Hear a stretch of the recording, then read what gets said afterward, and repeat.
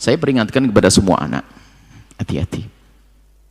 Problem hidup itu kadang-kadang karena durhaka kepada orang tua.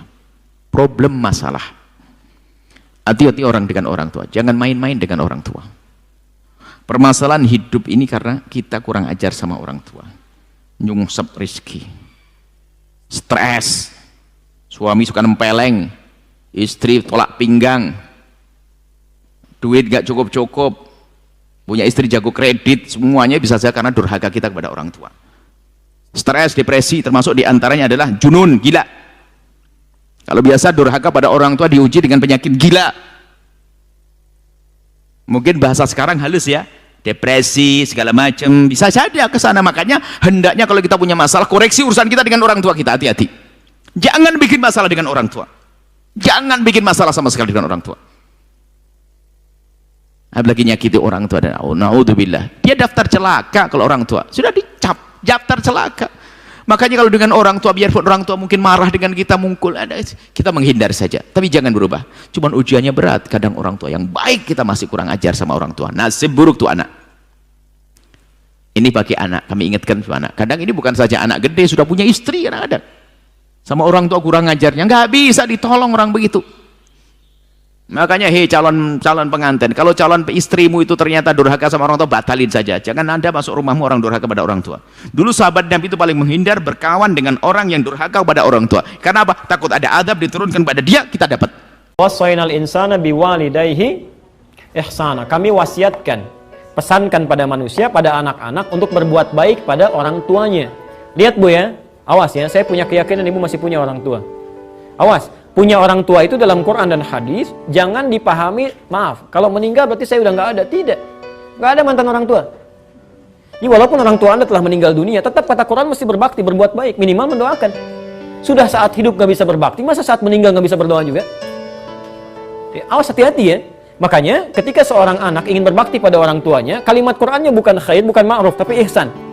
Rasakan kamu berbakti pada orang tua itu seperti Allah mengawasimu. Diawasi itu ya. Jadi awas ya, hati-hati. Kalau ada orang menyakiti orang tuanya, itu bukan hanya durhaka pada orang tua, tapi juga bermaksiat kepada Allah langsung saat dia disaksikan. Jadi kalau ibu ingin marah pada ibundanya atau ayahandanya, perhatikan saat Anda marah, Allah sedang lihat itu ya. Saat Anda misalnya, maaf, ingin berkata-kata yang tidak pantas, bahkan mengatakan misalnya, itu maaf ya, maaf. Rasakan pada saat itu Allah melihat Anda, melihat ya. Dan bahasa Qurannya hebat sekali. Kalau kamu kecewa dengan sikap orang tua, jangan dulu marah. Coba bayangkan dengan repotnya mereka. Hamalathu ummuhu, bayangkan ibunda kamu saat mengandung.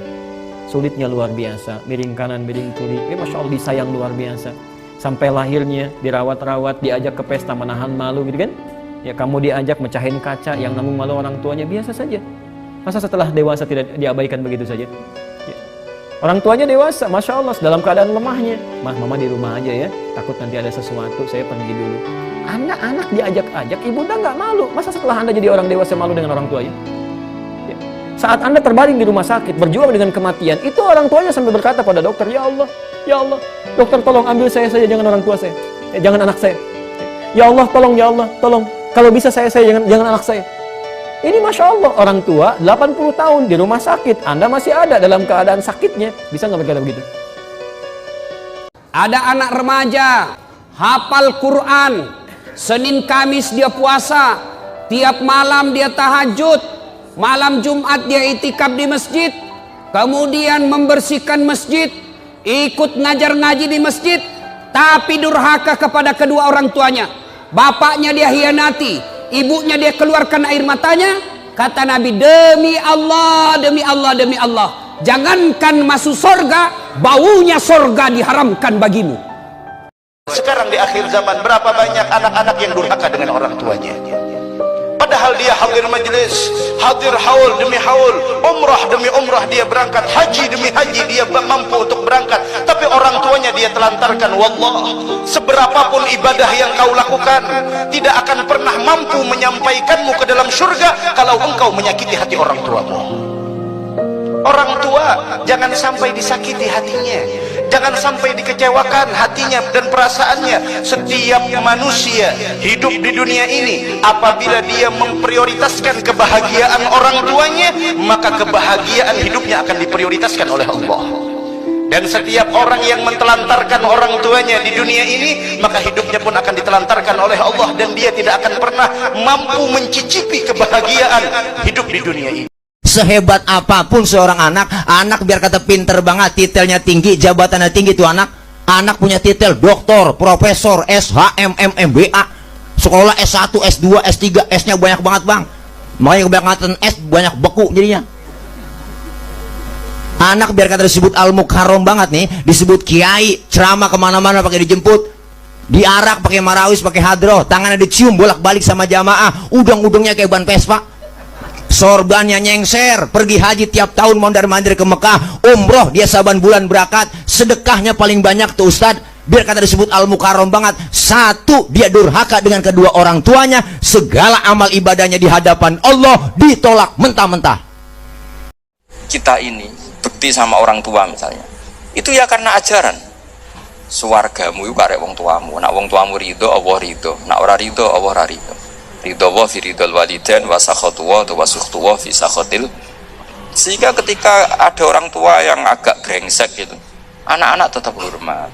Punya orang tua yang miskin, yang sudah miskin, tukang tombok nomor, banyak kan di kampung gitu, ya tetap hormat. Coba kalau dari awal kita ngajari orang tua kamu hormati, ya kalau baik, kalau tidak usah, bisa geger Indonesia. Tapi barokahnya ajaran-ajaran itu Indonesia tertib karena ada ajaran. Nah ini di sini ini pesantren dan Unisula semua harus berkontribusi membuat ajaran yang benar. Itu adalah ciri utama Islam. Sehingga Islam ini dimulai dengan ajaran kalimatu haqqin alaiha nahya wa alaiha nam. Sehingga kita tenang seperti ini. Ma min abdin razaqahullahu malan summa barra walidayhi illa kana ma'i fil jannah. Nek enek wong kok dilalah kambe Allah Subhanahu wa taala diparingi gampang rezekine, terus dhek gelem ngetokno rezekine kanggo wong tuane, artine kanggo bahagiane wong tuane. Misale panjenengan tasik kagungan ibu, tasik kagungan tiang sepah bapak misal, utawa paman, utawa sinten mawon, kok jenengan pas rodok gampang rezekine, jenengan tukone klambi, jenengan tukone kudung, jenengan tukone rukuh, niku luar biasa saestu ternyata. Nyebabi panjenengan punya potensi untuk kemudian mendapatkan kedekatan dengan Rasulullah Shallallahu Alaihi Wasallam. Dawuh Kanjeng Nabi, illa kana ma'i fil jannah. Kemudian ada sahabat yang matur, wonten sahabat matur, illam yakun lahu walidan fama yaf'al ya Rasulullah. Nek niku pun mboten gadah tiyang sepah kalih, terus pripun? Sapa sing arep ditukoni kudung? Mosok maesane arep dikudungi. Ternyata dawuh Kanjeng Nabi, yatasaddaq anhuma bi it'amit ta'am wa qira'atil Qur'an au biddu'a. Yatasaddaq anhuma bi it'amit ta'am wa qira'atil Qur'an au biddu'a. Kalau begitu ya sudah, uang yang ia miliki atau rezeki yang ia pegang tadi tolong sedekahkan atas nama orang tuanya dengan memanggil siapapun untuk dikasih makan. Tapi yo aja mek mangan-mangan tok, wacak-wacakno apa ta apa, utawa dongak-dongakno. Ngoten nggih. Mangkane nek enek hol terus ana mau idoi barang niku rada bid'ah. Ngoten lho, aku mek golekne dalil bid'ahku mau lho. Maksudku aku mek ngono lho. Mergo lek Mbah Kanjeng Nabi sing paling penting itu ada yang dimasak atau ada yang diberikan kepada orang yang hadir sambil mendoakan mayit, al-maghfurlah atau al-marhum. Ngoten niku. Bahkan Kanjeng Nabi yang ngancam, faman tarakaha faqad aqahuma wa man aqahuma faqad asa. Nek enek anak duwe rezeki gak gelem ndongakne utawa gak gelem sedekah kanggo wong tuane sing wis gak ana, iku termasuk ukuk. Ukuk iki apa ya? Duraka, durhaka, kumawani mbek wong tuwa. Nek anak sampai kumawani mbek wong tuwa, berarti iku wis maksiat tenan ning ngarsane Allah Subhanahu wa taala. Dan ini bahaya. Makane sing paling penting Imam Bukhari Muhammad bin Ismail Al-Bukhari niku duwe ibu sing jos. Duwe ibu sing luar biasa. Jenengan ngertos Muhammad ibn Ismail ibn Ibrahim ibn Bardizbah saking Bukhari Rusia. Niku keturunane pendeta Majusi. Pendeta Majusi. Lek jenengan mboten paham kalih Majusi, pendetane Zoroaster. Lek jenengan gak paham karo istilah Zoroaster, niku pendetane para penyembah api. Salah setunggalipun mbae Imam Bukhari niki wau. Namine Bardizbah. Tapi duwe putu niki jos. Badhe kula banterno kersane kaget jenengan disiki. Iki. Lah ditelisik jenengan ngertos Imam Bukhari Muhammad bin Ismail ketika masih bayi itu matanya terpejam, dia tidak bisa melihat, dia buta. Boten saged mirsani. Sang ibu niku setiap hari digendong niku sang bayi sambil berdoa kepada Allah. Nyuwun datang Gusti Allah, ya Allah kula niki pengen duwe anak sing alim, sing soleh, tapi nyuwun ngapunten ya Allah, anak kula niki boten saged ningali, anak kula niki wuta ya Allah, kula nyuwun jenengan buka matane anak kula niki ya Allah. Setiap hari ibu niki ndonga kados ngeten niki. Subhanallah. Sakit buta bisa disembuhkan lantaran doanya ibu tanpa operasi.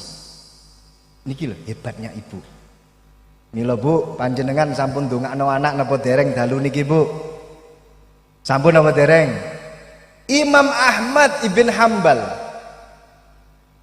Jadi imam min a'immatil arba'ah. Duwe ibu sing luar biasa. Piyambake niku setiap kecil pasti dipacai kelawan pacaane kiai. Jadi ibu Imam Ahmad ibn Hambal, dia ini pecinta kiai. Setiap kali ada acara pengajian teko. Ada pengajian di mana hadir. Dan tidak hanya hadir, dia menyaksikan ulama-ulama yang duduk di atas itu pacaane piye, cara berpakaiannya bagaimana. Setelah pulang dari pengajian, pacaan kiai yang dilihat ketika pengajian niku dipraktekkan pada putranya Ahmad ibn Hambal. Kene le Renio tak pacai koyok pacaane Kiai Masdar. Kene le Renio tak pacai koyok pacaane Kiai Dawang. Kene le aku mambengi ketemu karo Kiai Arif, tak pacai pacaane Kiai Arif. Senengane nggih klambi putih, di mana-mana selalu pakai masker dan selalu pasang kopiah, pakai masker karena saat ini masa pandemi. Ditiru sambil berdoa datang Gusti Allah, ya Allah panjenengan dadosaken anak kula niki ya Allah kados kiai, kados ulama sing pacaane kula tiru. Subhanallah. Setiap kali mengenakan pakaian anaknya, piyambake niki ndonga dhateng Gusti Allah. Lah sakniki teng zaman milenial, anak niku dipacai morat-marit pacaane. Sing mulai rambut niki disemir, ngarepe abang, tengahe ijo, mburine biru, mburi dhewe kuning, lek mlaku kaya jemuran. Gawe klambi niku nggih ngoten, Masya Allah. Lek bungkuk titik niku ketok celengan Semar. Ketika ngadeg niki akhirnya ketok Danau Toba cilik tenggone tengah-tengah udel niku wau. Dipacai sing apik. Lho niki Imam Ahmad ibn Hambal dados imam besar seperti ini krana napa? Krana dongane ibu. Ada yang mengatakan kerjaku cuma ibu rumah tangga, saya tidak punya profesi. Loh, ibu rumah tangga luwe abot bangane direktur perusahaan le. Ya ra? luwih abot dadi ibu. Mulane wanita itu puncak karirnya adalah menjadi ibu. Pertama wong wedok, nomor loro dadi bojo, nomor telu ibu. Ya ora? Mulane sing paling dihormati ning donya menurut Kanjeng Nabi sapa?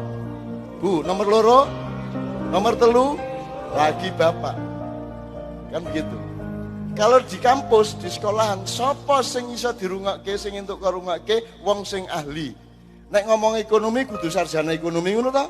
Nek ngomong teknik bangunan kudu teknik sipil, ngono ta? Niku nek bocah duwe ngilmu ngertos, Pak. Krana ngerti ridhollah biridhol waliden. Ridhone Allah niku tergantung ridho wong tua. Mula kadang-kadang aneh, Pak. Sakniki niki kathah, Pak. Tiang-tiang niku sing seneng ziarah Wali Songo. Tekan Ngampel, tekan Gunung Jati. Tiap tahun ziarah kadang setahun ping pindho.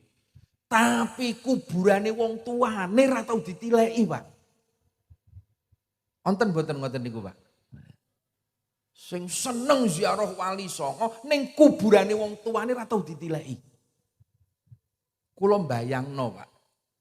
Kira-kira Sunan Ampel semerep jenengan niku nek, Pak. Iki arek ben taun rene wae. Tapi kuburane wong tuweke ora tau ditileki. Enek janjane Wali Songo niku. Apa ming seneng le numpak bis? Apa dheweke iki panitia ya oleh batri. Lah, empuh niku. Ziarah Wali Songo niku sae, Pak, tabarukan kula nggih remen, Pak. Nggih Bu nggih? Tapi aja mbok tinggalno kuburane wong tuamu.